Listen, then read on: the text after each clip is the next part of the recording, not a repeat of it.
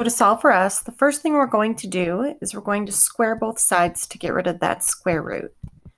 But we have to be really careful on the right side because this means that, and we'll need to FOIL in order to get this answer. So we get s squared minus 1s, and then minus 1s plus 1. So we have s squared minus 2s plus 1. And for this, because the square cancels the square root, we have 3 minus s. Now let's get this equal to 0. So we'll subtract 3 and add s. Subtract 3 from its like term, add s to its like term. And we now have 0 is equal to s squared minus s minus 2. So now we'll factor, and we have s and s.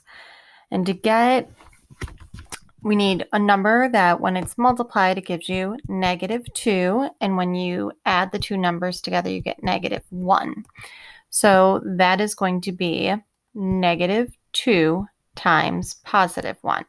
Because when you multiply, you get -2. And when you add them, you get -1. So we have s minus 2 and s plus 1. So 0 is equal to s minus 2. We'll add the 2, and we get s is equal to 2. If we have s plus 1 is equal to 0, if we subtract the 1, you get s is equal to -1. And then before we move on, we must check these solutions. So our original problem was the square root of 3 minus s is equal to s minus 1. So if we check 2, let's see if it works. 3 minus 2, does that equal 2 minus 1? And we have the square root of 1 is 1. Does that equal 2 minus 1? And the answer is yes. So s equal to 2 works. What about s equal to -1?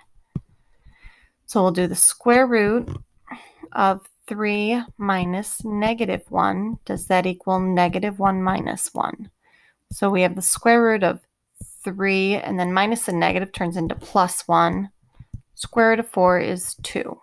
Well, if we do -1 minus 1, that gives you -2.